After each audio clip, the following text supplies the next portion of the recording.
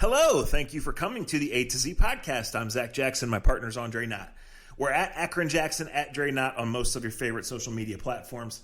We're at A to Z podcast.com, facebook.com/A to Z podcast. Shouts as always to Scene, to the Honeymoon Grill, to American Fireworks, always open at AmericanFireworks.com for helping to make this thing happen. Shouts to you guys for helping it grow. If you're new here, welcome. We hope you enjoy it. We just like to give a little disclaimer. We get excited, we venture into mature/immature subjects, and we sometimes say four-letter words. So if any of that is not for you, if you're in a work environment or if there are kids around, put on your earbuds or come back and listen to A to Z at another time. We don't script anything on A to Z. We don't know where it's going, Dre. Really strange week, right? A whole lot going on in the world, in the Cleveland sports world. Strange is the word for it. Yeah, I would say this. I mean, just since we knew we had a few minutes here that we were going to be plugged in at a certain time, and it is late Friday morning, early Friday afternoon, as we finally get to do this. I would say topic one here among Cleveland sports fans, which would be the base of our listeners, would be the trade, and that's, of course, the possibility that the Browns trade for Deshaun Watson after the season.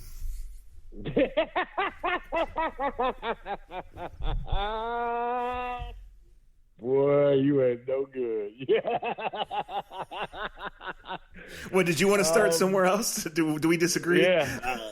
No, I'd rather talk about that. At this point, the way this week is gone, you're going to piss off everybody. And the hell with them. Yeah, I mean, there's so many things we want to talk about. If the world wasn't so crazy, we probably would have did 2 podcasts this week, because I literally wanted to do an Ohio State podcast. And who knows where that'll go. I want to do a Browns podcast. But the Indians figured they would jump in on the mix of this crazy week where 2021 is basically told 2020, hold my beer. Let me see if I can catch up and show you motherfuckers how this world really works. I guess the way I've talked about the Lindor trade, and somehow I got people in New York asking, am I getting traded there too? I don't think so. My wife says I got to get paid millions of dollars to leave, and even then I can't. You knew it was coming. Like, we all knew it at some point in time it was coming. And I think somebody asked me this morning on a radio show, despite knowing that it was coming, was it still a surprise? And yeah, it wasn't, but it was. Matter of fact, we were getting ready to podcast, weren't we? Like an hour or so before it happened. I think you and I were texting about podcasting yesterday, and then I was just like, kind of like you were earlier in the week. You was just like, I'm too busy with this. But I'll say it like this, and I've said it all day, and I've said it last night. I got a couple things that make it difficult, but the real thing that makes it difficult is that it's like paying taxes, Zach. You know you're going to pay them every year. But it doesn't feel any better when you got to pay it, right? You're not surprised that you have to pay it, but you know you have to pay it. This is a little bit like paying taxes when you're a Cleveland Indians fan. Is it right? That's a discussion we can have at any time, any place. Is it new? No. This has been happening in baseball for decades. As I told somebody else yesterday, don't hate the player, hate the game. Lindor did what he want. I'll give Lindor the credit to this always, and I've always told him this. He never lied. He never said he didn't want to get paid what his worth was. He always wanted his worth. And the Indians never lied. They knew they could never pay him his worth. I get that people are angry and pissed off, or whatever word you want to use. But this is what it is. Like, I guess for me, I don't have any emotions towards it. It's not because of my job. It sucks. I'd rather cover guys like Francisco Lindor. Like, it makes my job much easier. It's fun to be around guys like that. But at the same time, emotionally, I can't go anywhere because, hell, I watched, just like most of you guys. I saw somebody on Twitter say this is worse than when Manny Ramirez or Jim Thome left. Not to me. Manny Ramirez was the favorite thing I ever had. When he left, it crushed me, and I was damn near in college. And I knew it was coming. And our dads could tell us the guys that left and played for the Yankees. So I asked Major League Baseball, do they care about that? I know the cool thing to do, all the cool kids are going and rallying on the Dolans. This ain't a Dolans problem. This is a Major League Baseball problem. Think about this. How can a Major League Sports say that it's set up correctly when a team, and the Indians aren't the only team, other teams have gone through this. I can remember when Kansas City Royals had a great outfielder named Danny Tartable. Remember that name? Mm-hmm. I had his baseball card. Yeah, Danny Tartable came up with the Royals, great player. When he came to free agency, he went to the Yankees. And like that was when you and I were like 19, and that was just a name I just pulled out of the top of my, pulled out of the top of my head. But I would say this to Major League Baseball, and I know you're not listening because hell, you can't even tell us when our season's starting. To that great leadership you got. The Indians drafted a kid in the first round, right out of high school. They helped cultivate him. They, get him to the minor leagues. They helped the kid, and the kid did it. I mean, he did his part too. I'm not taking away from Frank. But they did everything right. They brought him along. They waited. They waited as long as they could. Probably waited longer than they should have, in my opinion, in his opinion. And that always was to be a cross in his neck. He felt like they held him back so they could keep him a little bit longer. True. They did everything right. And they did everything right, but winning Game 7 in 2016. I don't know why. I don't know why you'd want to be an owner in baseball unless you own the Yankees, Mets, Dodgers, and maybe the Angels. Why would you want to be an owner? They did everything right, and they had no way in the world of being able to keep him, Zach. Like, imagine if you said that in the NFL. Imagine if you go out in the NFL and you draft Trevor Lawrence, and you bring Trevor Lawrence around, along properly. You do everything right, and then after 6 seasons, you can't keep him. Would the NFL do that? Would the NFL let that happen? Yeah, no, the NFL has built in. I mean, the Browns bucked the trend in the NFL by being so bad for so long, right? It wasn't supposed to be that way. It's supposed to be a constant circle of 3 years in and a year or two down, right? Right. Yeah, I would just say this. Like, there was zero surprise. It was just a matter of when, right? Yeah. And part of it, those who run the Indians knew. I think there's a thought that part of it was the team was always going to be the Mets, and part of the waiting was for them to sort out their ownership situation, right? True. The pandemic certainly didn't help. No. I don't know.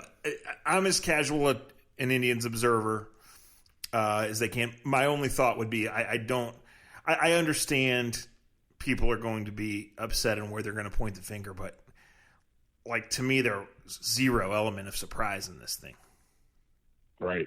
Like, where have you been when you go? The only thing about it, I guess, the turning point that I will say for me, I'm 42 years old. I'm almost 43.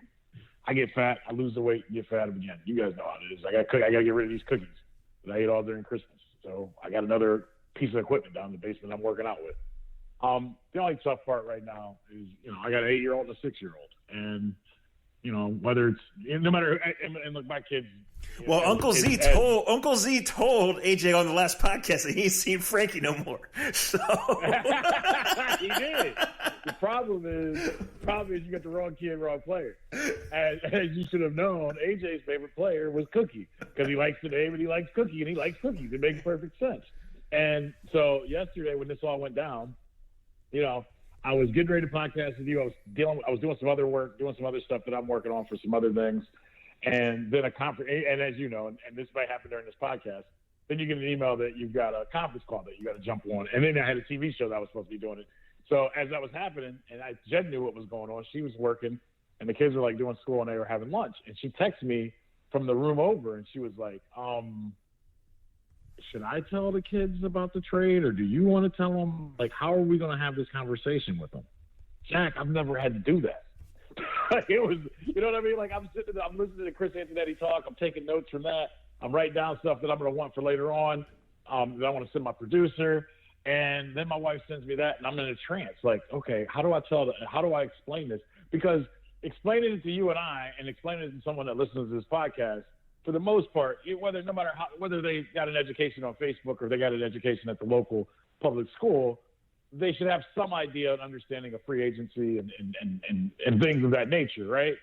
But how do I break down to my 8-year-old who has a Francisco Lindor bobblehead right next to her bed and had one next to her bed for the last 2 years, who, when Frankie saw, smiled and said, "Hey, what's up, Bella?" And Bella could say, "Hey, I don't like your hair blue." He threw bubble gum. Like the only baseball game my kids went to in 2020, the last thing we did was in Arizona, and we sat front row, and they did it because AJ and Bella wanted to yell at Frankie and Jose. That was the only part that got the emotion out of me because it took me away from being a reporter, took me away from being a fan. I just had to be a dad.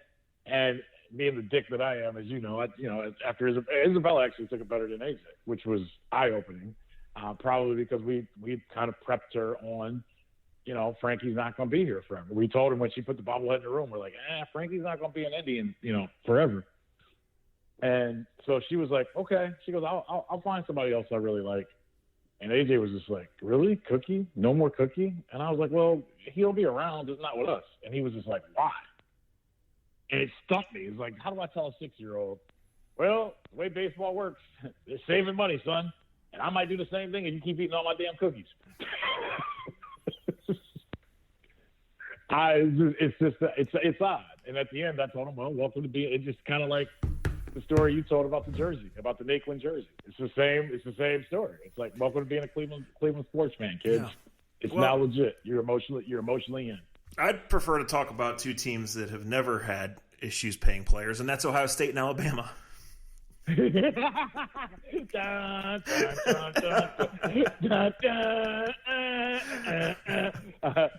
we pull up tweets from Nick Saban's daughters to start this?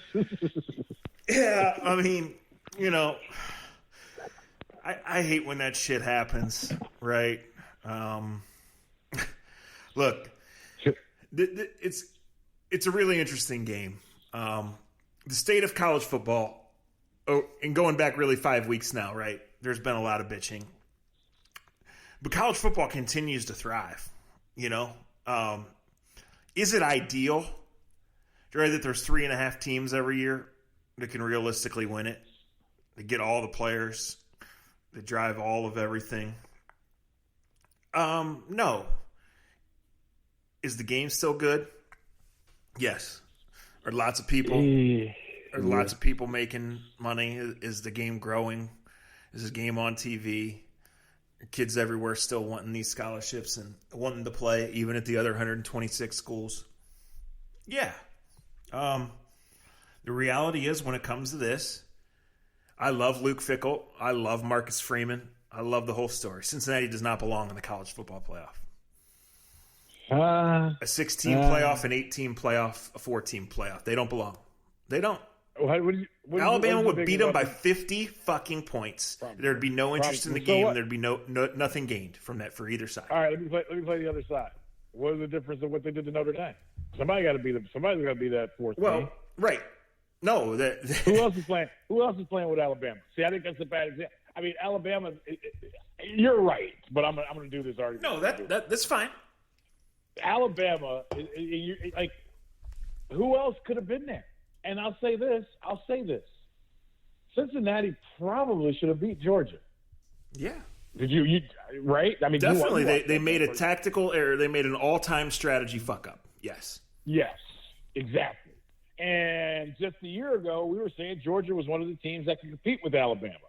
And I know every year is different. I mean, what are we going to do? It's basically I said this a couple podcasts ago. It's basically the Alabama, Ohio State, Clemson Invitational right now.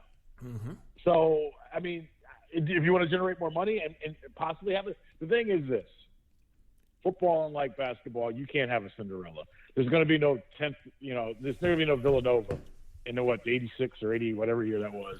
There's not going to be a 10 seed that's going to come storm it out in Cinderella and win the NCAA football title is what you're saying. Yes. It's not. It's not going to happen. It's not going to happen. Michigan can't win the title. Texas can't win the title. So Cincinnati sure as shit ain't winning the title. Right?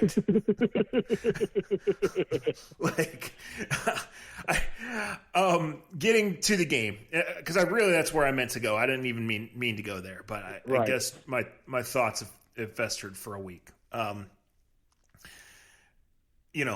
game has changed, and Nick Saban admitted that he had problems with this at first, but it's going to take at least 35, 38 points to win this game. And if it's 35-28 at halftime, a lot of people aren't going to be stunned, right? Yes. Alabama, I don't know what to think of Mac Jones as an NFL prospect, but he's surrounded by really good players and really good coaches. Yeah. He gets the ball out of his hand quickly. He distributes it well. He doesn't turn it over, and they explode. And they might be getting Jalen Waddle back. He's got the second or third best receiving core in all of football. Yes, and I ain't talking college. It might be getting Jalen Waddle back. Right. Ohio State, who knows where Fields is with the ribs and obviously running as a part of his game. But they showed last week that, they had dealt with their different adversities. They didn't have Olave in the Big Ten title game. That goes to the whole Browns thing versus what's a real excuse, what's making an excuse, right? It came out and they crushed them. A really good team with a bunch of NFL players, including the number 1 pick in the draft. Can they win this game? Sure. Is their secondary really up against it, against those receivers you just mentioned, and a really good running back and a really good coaching staff? Yes. I think the world of Ryan Day. I know why the NFL is interested in him. I know why he continues to recruit 5-star after 5-star and turn them into this kind of team. I'm really looking forward to the game. I wish it wasn't on Monday night at 8 o'clock. I think that's an egregious miss and an unnecessary thing by a lot of people. All right, wait a minute. You already have your mind set up on when you went to Super Bowl. So why don't you do the Chamber of Conference of Football Championship, Dak Jackson? Tell us when the best time for us to see the last college football game of the year. I don't have much to give to this world, right? We've established that. I'm good at a few things, and you can name them all on your short, stubby little fingers right now. You can count them on one hand, right? I'm on my way. Yes. But consuming, watching, and understanding TV sports makes that list, right?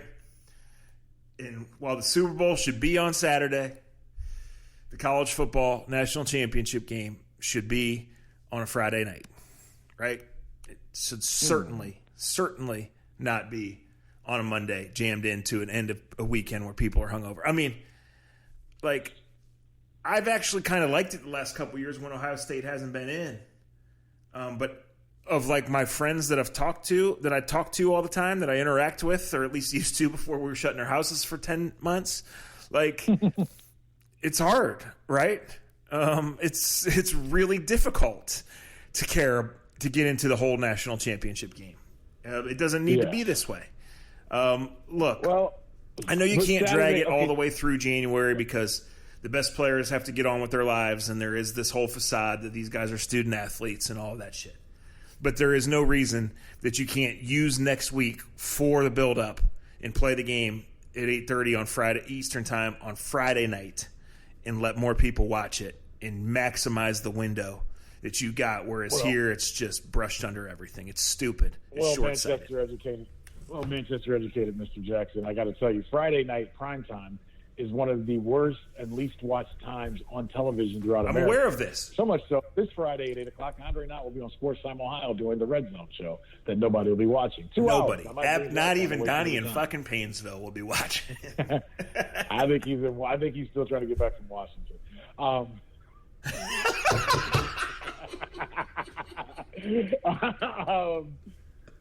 I would say a Saturday night would be the best time for me. But your brethren, your big brother of the NFL, has taken over Saturday with their super duper wild card games. Saturday to me is the best time. 7 o'clock. I don't need 8 o'clock kickoff. I know we should worry about our brethren out in the West Coast, but 7 o'clock on a Saturday would be the perfect time for that game, in my opinion. You're right, but the NFL is not going to allow that. I'm just saying it's too jammed in, Dre. It's the way they have to do it, scheduling the playoff every year, and the way they've watered down January 1, I get it, because there's more TV inventory to go around. But it's here, and it's gone, and they generate no excitement for it, and then they put it on a night when people have football hangovers and real life hangovers. It's just not... Yeah, but they're still going to watch it Monday. See, and I think what we're going off of, your logic is not off, but the logic that they go off of you've said this. It's one of our rules. Follow the money. Monday night you can generate more money in ads and ad times on Monday night at 8 o'clock than you can on Friday night at 8 o'clock or Saturday for the most part. Okay, it's still the national title game, however, right? Next Wednesday, ESPN is going to show the Celtics and the Heat. and nobody is going to give a shit, right? No. Next Thursday, ESPN is going to be begging for some kid to do a 360 dunk in the UMass game so it can fill 35 seconds of Sports Center, right? Yeah. They could be on site all week at the national championship game, hyping it up, driving that number up and making more money for the next year when it's on Friday night again. I'm not against it. I'm just telling you how it works. I know traditionally Friday night is not good, but you talk about once a year and you establish it that there's not one person that says, boy, this Monday night is great. I love it. You make it special. I don't mind it. But like I stay up later. I don't care. I never thought about it until we started having the conversation, to be honest. Because really, we're at the mercy of the college football. It's like anything else in life.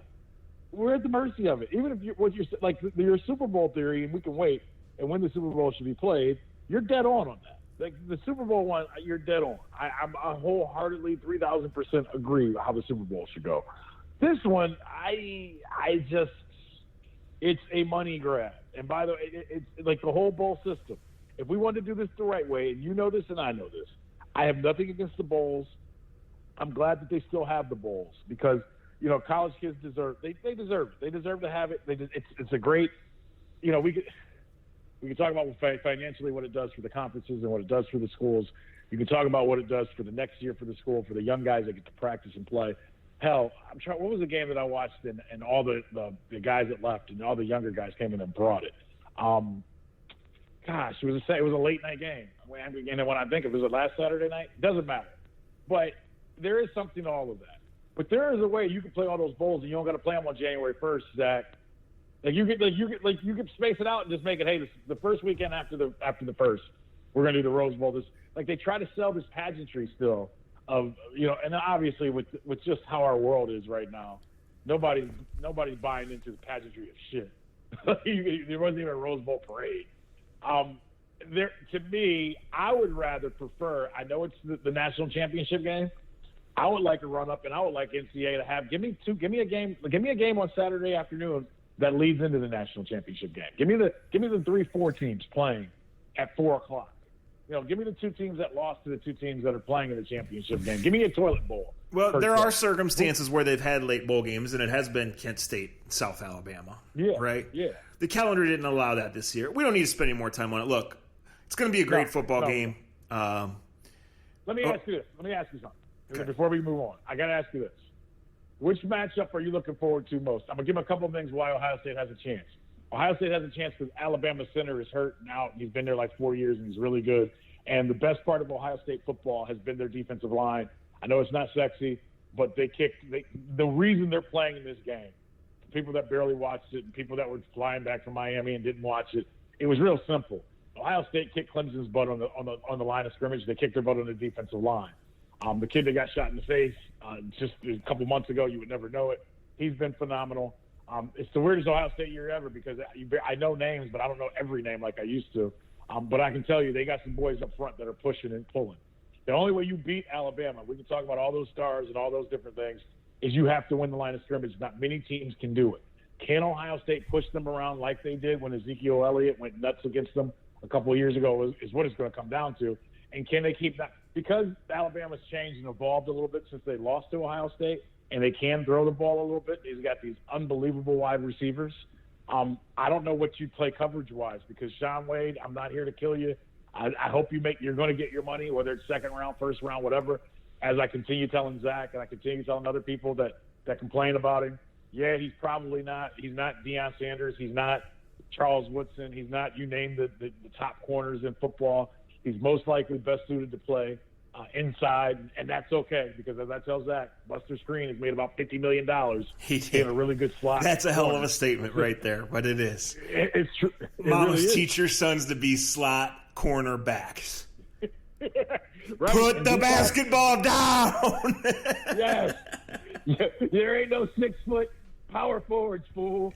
Quit playing travel baseball. Your kid sucks. Teach him to be a slot corner.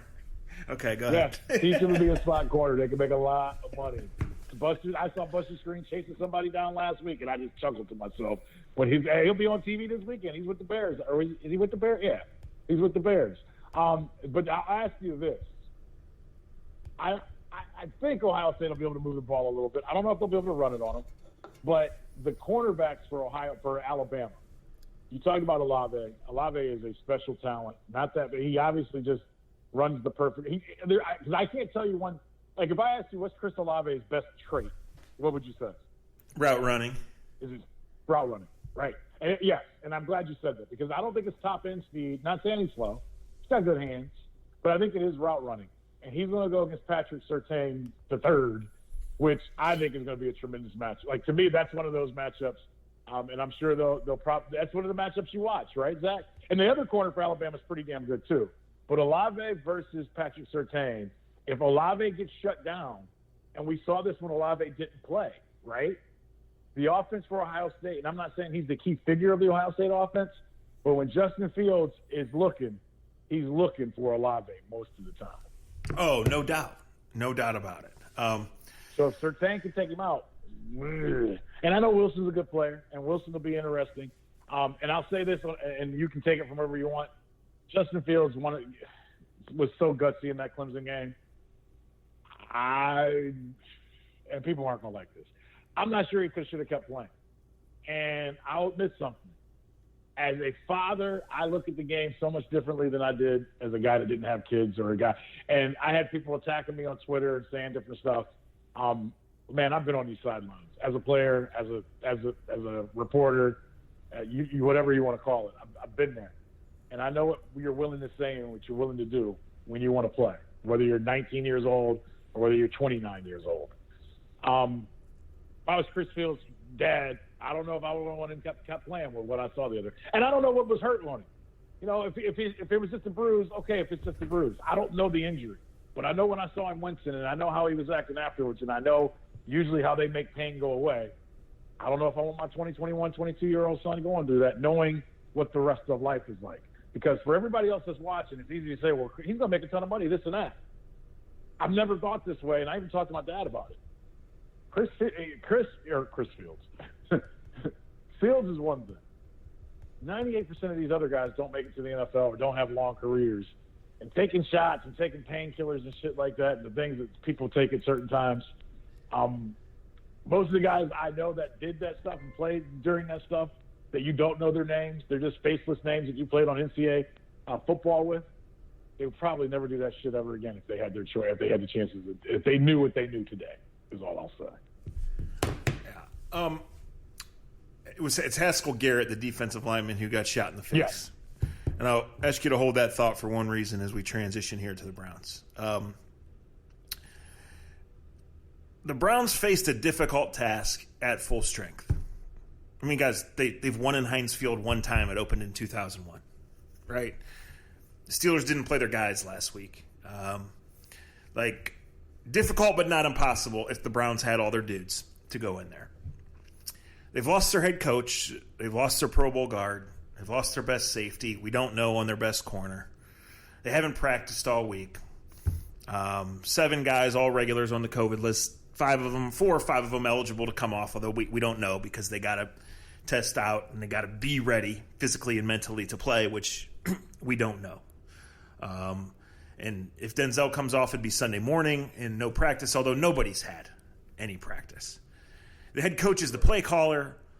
The head coach has been the driving force in getting guys to step up. It's a team that's carried itself with a level of maturity and focus that we didn't see in previous Browns teams. It's maximized its talents. It's developed an identity. Went all year and only lost one game it really shouldn't have. That's understated, but it's important, right?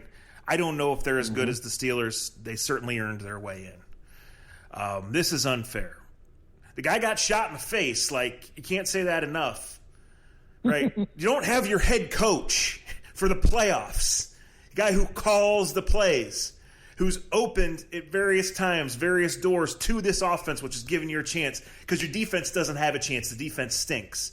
The defense now doesn't have Olivier Vernon or Ronnie Harrison. Again, it was already questionable at full strength. I'm not saying it's over. I'm not being negative. I'm telling you the facts. You don't have your head coach. You don't have one of the most important parts of the strongest part of your team, the offensive line, which drives everything. You have to go beat the Pittsburgh Steelers, who had Cam Hayward and TJ Watt sitting on their couch watching last week, getting ready to come in and play this game. It's not fair. It's not going to get canceled. So we talk on A to Z all the time, right, Dre, about meeting in the middle. Yep. It's ridiculously unfair. There's no moving the game. And even if there was, to you guys that want to continue to insist in wine, Stefanski and Joel Bitonio would not be eligible until next Friday at the earliest. It's not realistic. The Browns have to go play. The only thing they have going for them is this us against the world, nothing to lose shit, and I don't know how far that can carry you. I don't know what that matters. I know the offense can still play well. I know that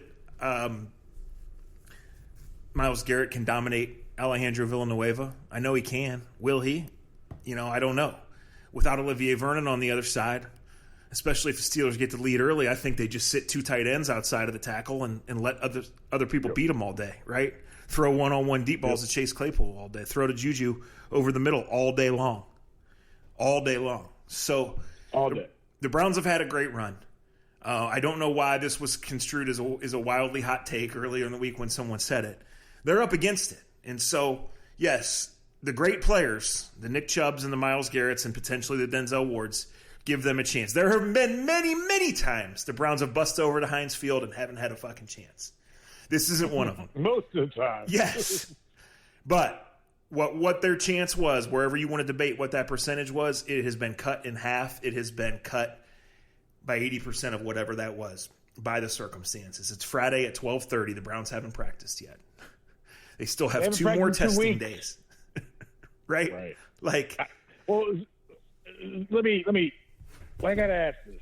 And I'm asking this for people that are driving around in their cars or working out or whatever you do at A to Z. We appreciate you. You do mean something to us, even the ones that talk shit about us, even the ones that tell me or post that Zach's book sucks. It's the best thing of Christmas break that I saw. But how in the world can the NFL look themselves in the mirror and say this is fair? You just told me one of the teams has practiced once in 2 weeks. Their head coaches are going to be there. It's Friday at noon. They haven't practiced all week. The quarterback hasn't thrown the ball since Sunday when they walked off the field and he ran the Maserati. What are they doing? Like, what are they accomplishing? I mean, what do they expect to see out that field? They don't. What the NFL is saying. Hey, and shout out, tip of the hat to J.C. Tretter. I say that because I'm glad that he stepped up to the podium. He has been the NFL owners are going to hate having him as the players president because he's honest, he's smart, smarter than them, knows how to state it, and then he goes out and plays hurt and busts his ass. He's right about that. They don't need all these extra practices. The game, for the most part, has been better. Not better, but the game's been the game, right? No one is. Have you been sitting at a game or watching a game this year, NFL game, going, man, they really needed OTAs this year. Like, man, they really needed mini camp. Now, maybe earlier in the season, a little bit, but for the last month and a half, the games have been smooth. Yeah. But my problem that I have right now, though, Zach, is that, and this goes back to the TV thing, the money thing. Look, the NFL wanted the Steelers-Browns game to be the game. That's why it's at 8 o'clock on Sunday night. They've done all of that, but there's no way in the world that this is in any way, shape, or form fair. And I know life's not fair, right? That's what I didn't tell my kids about a trade of baseball players less than 24 hours ago. But this is a joke. This is a mockery of sportsmanship of the game. And I don't blame the Steelers. I don't blame them at all. But this is a joke. They haven't practiced. The quarterback hasn't thrown a ball. They haven't been in the lift, Dre. Like, right. Yeah. Look, this week, I just read about this morning. 3 practice days is a standard NFL week. Sometimes you do more, sometimes you do less. A walkthrough is generally the 4th day, but it's 3 practice days.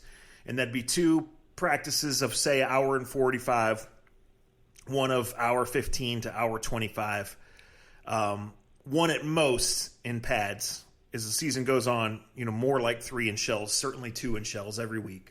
Right. The Colts did 2 walkthroughs because they just said, we're here. We don't need, it's not like the Browns will be physically exerting themselves. And if you miss one practice, you might benefit from that, especially in terms of getting your legs.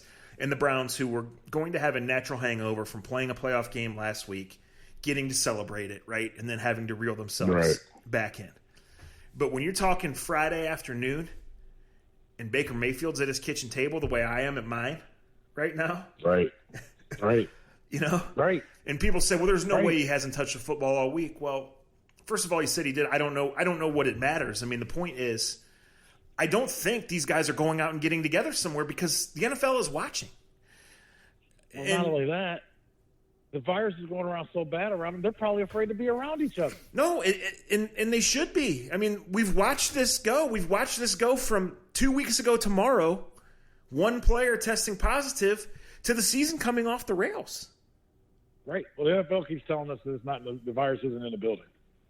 I find it to be, I mean, we're not doctors. We don't stand Holiday Inns. But I stand by that. I was saying it a week ago. I'm saying it a week later, and nothing's gotten better. There's no way in the world. I know they've got all these doctors, and I know there's Browns fans that follow me on Twitter that break it down. Who was the doctor? Gosh, I got to think of it. I've already ruined it. It would have been funny if I'd have said it. I got a bunch of Doogie Housers. Tell me how to get it all figured out. Thanks, Doogie Howser. You went to school to your 4th grade, and all of a sudden you can tell me how the virus isn't in the building. It's in the building, Zach. I don't care what they tell me. Yes, it's there. We used to be afraid to go to Berea because everybody was afraid they were going to get a staph infection. Now you're afraid to get COVID-19. Yeah. So look, again, the game's going to be played. It's still going to be a marquee, memorable game, and it's still a chance for the Browns to really go on. But I just think these circumstances, I think we'll always remember the circumstances. And I'd gladly be wrong. But I think we'll always remember the circumstances more than anything else. And there's no way that anyone can tell you that it's fair. But there's also, short of 20 more positive tests, and again, maybe that's coming, the game's not getting moved. The game has to be played. Well, let me say this. I mean, like you said, you got to take the us against the world approach. Nobody expected us to win 11 games. No one expected us to be here. I mean, it's the greatest approach in sports history. It's always been there, right? So they should take that. And I think the hard thing I have in doing seasons and talking about seasons, well, usually we don't have to worry about this because usually the season's over and we can just trash them and you're looking for a new head coach and GM and all that other stuff and a quarterback. And it's not your job to do it today, but there is something special about what happened this year for the Cleveland Browns organization. And this ending, and you and I, we've had our running jokes about, December in Berea and this and that. And little Mikey made it January in Berea, which was pretty good, pretty quick.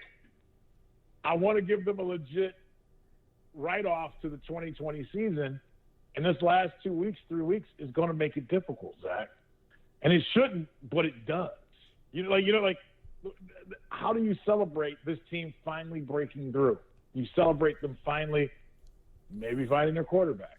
You find them finally finding an offensive identity, finding a head coach who wasn't worried about getting TV Artworks T-shirts on and eating more candy and drinking more beer than Andre Knott, but also can put an offense together and taking care of players and losing a star like OBJ and the offense still finding its way and clicking.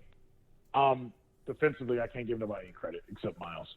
And that defense is going to be hard to watch on Saturday or Sunday. I just think that it's unfortunate that so many of the stories as we walk away from the season, and I'm not saying they're going to lose on Sunday, but they're up against them. They're up against it. And I was saying that on Sunday when they walked off the field against the Steelers. Two teams jogged off that field happy as hell. Yes, the Steelers walked. See, that's what I didn't want to tweet it or say something like that, but I know Steeler fans and different people around the Steelers, they were extremely happy with what happened on Sunday. Yeah. And as Browns fans were talking, enjoying it and loving it and thinking they had a chance to go to, I'm going to say Three Rivers, to go to Hines. I wanted to say, do you guys know, did you just watch their JV team take you down to the last few seconds of the game? They feel like they're right where they need to be.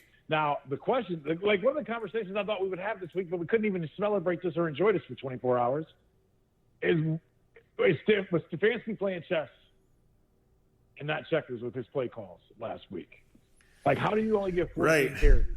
Well, yeah, I think, Jerry, I think you could make the argument that the offense totally lost its way the last two games. And obviously the circumstances. They haven't practiced. Zach, yeah. They have an offensive line. When you zone block you don't have to beat the shit out of everybody every day, but you got to at least – you have to function as one.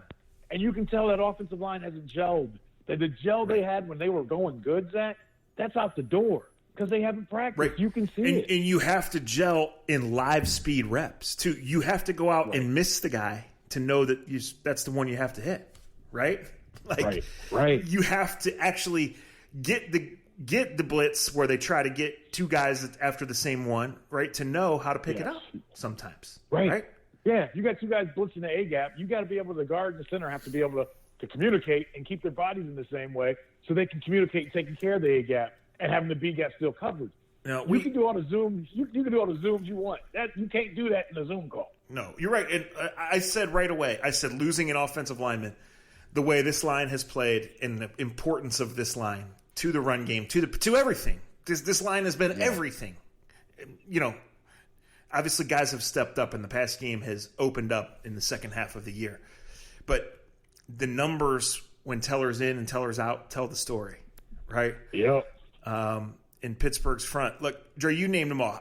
How will you remember this Browns season? How will you celebrate this Browns season? It is a return to respectability. It is a turn to relevance. You ended the longest playoff drought in the league, one that was 8 years longer than the next, right? Right. I won't argue with anything when you ran down that list. I would say, you know, at the end of this year, you got 2 straight playoff games against your rival. So many of you still believe that Tony Grossi is your rival. He's not. The Pittsburgh Steelers are supposed to be your rival. The Pittsburgh Steelers are an aging team. This carnation of the Steelers is done. They have major cap issues. They have major questions, right? This is their run. 1 game, 3 games, somewhere in between. They're done. The Browns are going to pass them. Yeah. You know, the Steelers' track record says they'll be back, but they're done. The major things the Browns have to answer, which are totally different questions than they've answered because it's about staying good and getting better and refining rather than rebuilding, retooling. You know, what do you do? How do you diagnose your biggest needs? All of that stuff is going to be different. I mean, they haven't won anything yet, right? But they've arrived and they've earned this. They did not back in to the playoffs. They almost got backed out of the playoffs despite winning 11 games. It was not, you know, all you could ask for is a one and in situation. It didn't have to be perfect. It wasn't. They won the game. All good vibes on the Browns. I just think the vibes now are terrible, and I will be stunned if the Browns put forth an effort that gives them a chance to win in the fourth quarter this week. Because I see very few cases outside of a Chubb 220-yard day and a Miles 4-sack, 2-strip sack day that allow them to keep it close. They don't have the personnel to cover these receivers. Right. They don't have their offensive line to move this front and keep them at bay. And they don't have the timing and their fucking head coach to set up the shots that you're going to need to set up. I just see Cam Hayward and Minka Fitzpatrick dancing. That's how I picture Sunday night. I do too. The only way I was on, I don't know where I've done so many interviews and talked about this game so much. And somebody was like, "Well, give me a chance. How could it work?" They're going to have to intercept. Ben Roethlisberger is going to have to look like he's my age. You're going to have to get points from your defense and from special teams. And then you have to hope that whoever's playing left guard can deal with, you know, like somebody like they haven't, and not having Bill Canahan last week is huge. Is he allowed back? Who'd you say? Bill Canahan. I don't believe so, but I don't know that because the coaches don't go on an actual list. Right, but that's huge. Zach. It's huge. Reading the tea leaves tells me no, Dre, but I don't know that answer right now.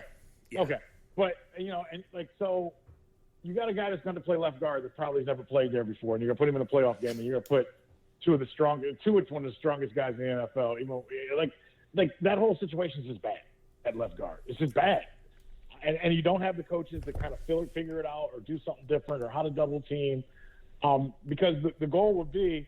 You get a pick six, you win the turnover battle, and then you give the ball to Chubb and Hunt 40 times and just milk the clock, right? Like, that's your only chance to me right now. I mean, here, I'll take it a step further. Who's the second wide receiver this week, Zach? Well, it's Jarvis and Higgins are available, but you don't have a third. Oh, I forgot. Hollywood is drag racing. He'll be I forgot. Right. Who's the third receiver? Yeah. Listen, I can't sit here and say that the Steelers would never deal with that because they dealt with Antonio Brown for a lot of years, right? Wait. Are we comparing Hollywood, Berea, Higgins to No, I'm comparing. Okay. I'm comparing that happening in a playoff week during a pandemic. Gotcha. There is a certain maturity and focus which the Browns carried themselves with for much of the year, right? And it certainly helped them get here. I just lay it out like this. Do I think Jarvis can have 11 catches, which is I think is how many he had the last time he played in the playoffs in Pittsburgh? Yes. Do I think Miles can have 3 sacks? Yes. Do I think Nick Chubb and Kareem can combine for a Nick Chubb and Kareem superhuman game? Yes. Do I think all 3 of those things can happen, and do I think they need to for it to – that's what I'm saying. Like, how can this defense hold the Steelers under 27 points? Right. They're not going to. And I'm glad – let me bring up the Steelers in their last hurrah, because it is. You're right. And in saying that, and I'm going to say something sacrilegious in Northeast Ohio, I wouldn't be surprised if they went on a run. And they're not the same. Their offensive line is not. Look, the Browns would have had a chance if and Olivier, not having Olivier is huge too. Huge. Because they needed OV in this game because, as you said, the left tackle for the Steelers, he's lost it. Their offensive line is not very good. That's where the Browns are going to have to win. That defensive line for the Browns, and you could. But like you said, they don't got anybody to cover those 4 receivers. And that defense is going to be humming come Sunday. Because they gave those guys, they gave Watt a night off, gave Watt a week off, Hayward. But I think they got to run on them because, like you just said, we've seen it before. We've seen worse teams go on runs when they know this is their last hurrah. Hey, the New Orleans Saints got the same thing going over on the NFC side of things. Because Drew Brees, this is it for Drew Brees, right? Mm-hmm. And the way they've done money and everything else, I don't know if they can keep that team completely together. But this is going to be their run, and they're going to go for it. I wish there was better circumstances for the Browns. Browns fans deserve, after everything you've been through to get to the playoffs and have this, you deserve better. It sucks. I was so excited when we found out it was going to be an 8:00 game. I'm going to need a cup of coffee probably at 7:30, and that's not how I thought it was going to be. I figured like this would be one of the best weekends ever. And I'm older than Zach, but I'm not an old man like Zach. I'm worried for Monday night too. But there's a cloud. As soon as we finish this podcast, I'm going to get a nap because I got to train this body for Sunday and Monday night.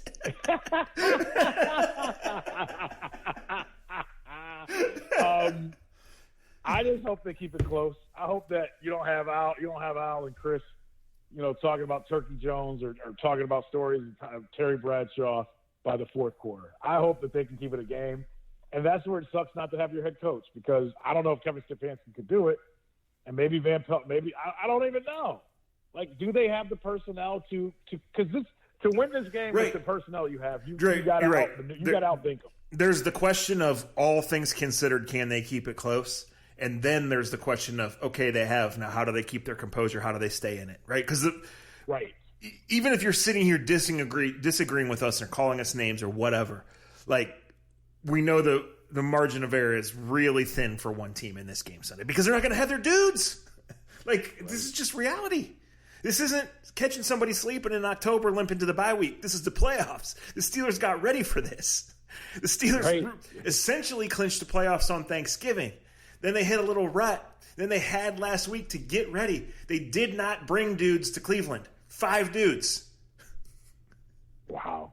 Yeah. It's amazing, man. Right? It's absolutely amazing. And we all thought that when it became 2021 that the oddness and weirdness of the year would go away. Look, and again, we can do a real, autopsy next week because it's not over. The Browns have had a great year. Even if last week would have gone off the rails and they wouldn't have recovered that onside kick or some crazy shit would have happened.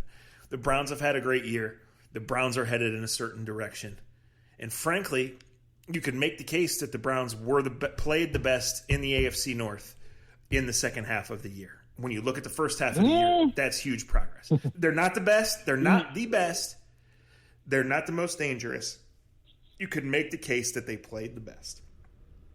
Baltimore would like to see you. Yes, Baltimore would like to discuss that. Played unbelievable. We don't really need to discuss that. Enjoy it, right? 18 years of demons are buried.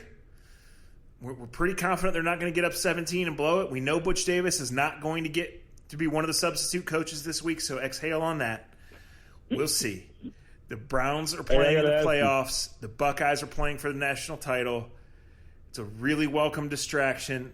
It's a really successful ride to a strange, strange football season. And both of us sit here and believe in all our opinions, tell you that the Browns are in a pretty good place. Yes, absolutely. And that's all that matters. To be completely honest, that's all that matters. They're in a good place. Let me ask you this. I'm just going to go through the NFL weekend. I'm just curious what you expect. I'm not saying you got to do the lines or anything like that. I'll go through it. Starting off Saturday, 1 o'clock kickoff. The Buffalo Bills are back hosting the Colts. Do the Colts have the right style in your mind? Buffalo's -6.5 is what I'm looking at right now. I'm doing the degenerate corner for the A to Z podcast. I'm killing it from Zach Jackson. What do you got, Bills hosting Colts?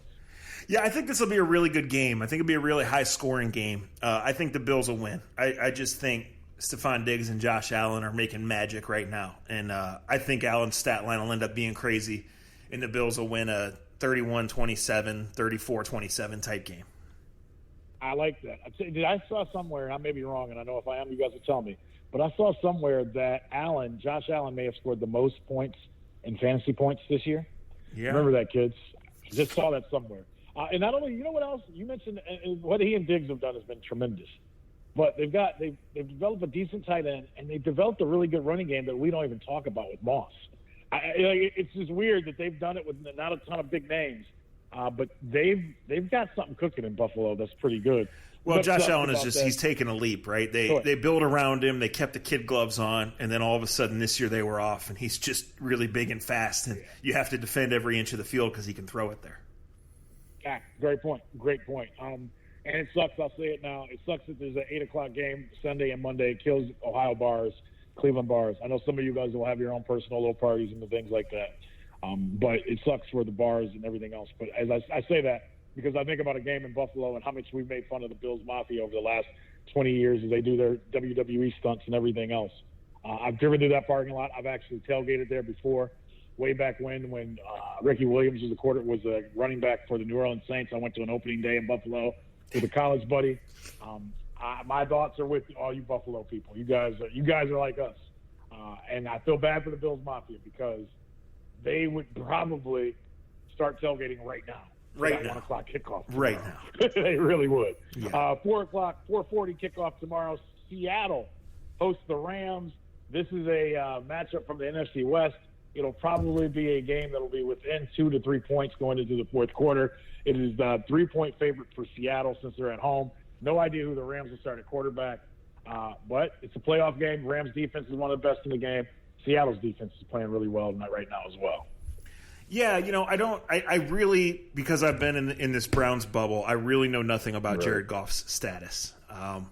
Huge Russell Wilson fan. It don't matter, Zach. He stunk. Yeah, but I mean, you can't play John Wolford in a freaking playoff game and expect to have a chance. So Wake Forest finest. I would say, I think the total on that game is only like 41. Russ Wilson ain't losing to John Wolford. I would say that. And then what's Saturday night? The NFC East on Saturday night because of Tom Brady. Ugh, God. Yeah, Washington against Tampa. Hey, I'm going to say this before I'll say my part first. Tampa is an 8-point favorite. I think Washington will cover, not win, cover, because I think Tampa Bay is going to have problems with that front seven of Washington, especially the front two of Sweat and our guy from Ohio State. Look, the only thing that shuts down or slows down Tom Brady is a pass rush when you don't have to blitz. What does Washington do well, and they do without a blitz? Yeah, that defensive front has gotten them here, and that certainly is an area to watch. So I would really love Colts Bills to be the night game, but is what it is. I'll agree. Give me the Bucks in a close one, like a 24-19 type of game. Yeah. I don't even know that. I just don't know how Washington will score tonight. Yeah, but yes, yeah. I agree. Sunday early, Baltimore and Tennessee, right? Yep. Baltimore's 3-point favorite on the road. Wow. I'm going to stop short of saying lead pipe lock on the over, but there should be a lot of points. Baltimore last year in the playoffs against Tennessee ran 96 plays and by several flukes only scored 2 times.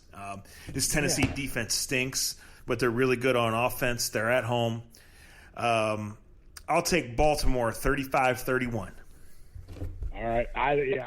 I think Baltimore puts 40 on them and blows them out and makes Mike Vrabel realize he's got to get a defensive coordinator and some defensive players going forward because they got everything else. 4 o'clock on Sunday, Saints will take on the Bears. Saints 10-point favorites.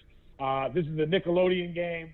That will be very interesting because what's Miller from Denver Broncos? He's hosting it like on Nickelodeon when there's all kinds of bad rumors. Well, it's not only on Nickelodeon. Let's keep that in mind. I know. Yeah. Hey, but you know what? Can I say something though, real quick? Yeah. The NFL's worked. The NFL's made it work, Zach. Because I can tell you this: we were riding in the car Monday, and the kids, because they watch Nickelodeon, they asked, "Are the Browns playoff? My daughter and son, are the Browns playoff game? Is it going to be on Nickelodeon?" And I chuckled, and Jen looked at me and was like, "Jen looked and she goes, there's no playoff games on Nickelodeon." And I go, "Actually, hon, there is." Hey, the NFL's doing something. This is a sidebar. I know I don't want to watch, but I got a pretty good feeling one of my TVs will be on Nickelodeon at 4 o'clock on Sunday. Why? Because my 6-year-old and 8-year-old want to see how they do the game because they've seen it promoted on Nickelodeon. So hats off to Nickelodeon for getting interest of kids. Will it hold? We shall see. Yeah, we shall see. Mitch Trubisky in the playoffs. Mitch, I'm not going to say nothing bad about you because I like you as a person. Yeah, we don't have time to do it now, but we've broached this discussion and we'll have it again because it applies to all sports. It's not Mitch's fault he got picked number 2 in the draft, right? No. You're right. You're absolutely right. I feel bad for him. I do. Yeah.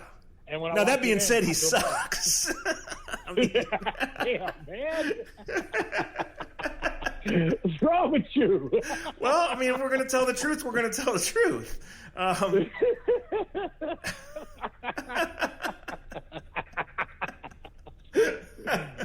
Yeah, they ain't got a chance.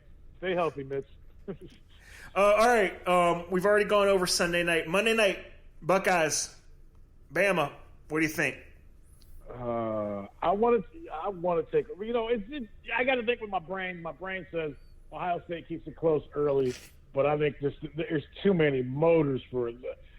Look, they have struggled in pass defense, and I'm not just going that way. I don't want to say they've struggled, but they have struggled against the pass. Didn't Indiana go up and down the field throwing the ball? Didn't Northwest? It's hard for me to see Alabama not throwing it unless because I agree with something you said earlier. I don't know if Alabama's quarterback is good or not. I just don't. I think he's all right. Well, he's certainly done a great job. Yes. Yeah, but so the kid. See, I hate doing this. All right, I just logged on, Dre. I'm seeing Alabama -8, 74.5. Take the over. Take the over in the national championship game. I almost said Gene Stallings. Bear Bryant is rolling over in his grave with an over that high. It's going to happen. I don't know if Mac Jones is good enough. And you know what it comes down to? Ohio State, you have to hit him and hit him early. I got to take a Gerard Warren cut out of this. Hit the head, body dead. That's the only chance they got. Yeah. Notre Dame had a real defense. They did. Yeah. I thought Alabama left 17 points on the field in that game and wasn't really eager to make up for them. Right? I just think that'll be different. I honestly think we could be at 60 points by halftime in that game. So over 74.5 to me is the hammer. Thank you guys for listening. You got to go. Let me ask you one more thing. Go ahead. Let me ask you one thing. You're a Texas Longhorns fan. What do you think of the coaching situation? I was a Texas Longhorns fan 14 years ago. So the last thing the two people on this podcast want to do is start bringing up shit we were involved with 14 years ago. Yeah, you can't do that. That's a no. And on that note, we'll talk to you guys soon. Enjoy the weekend. Talk to you next week.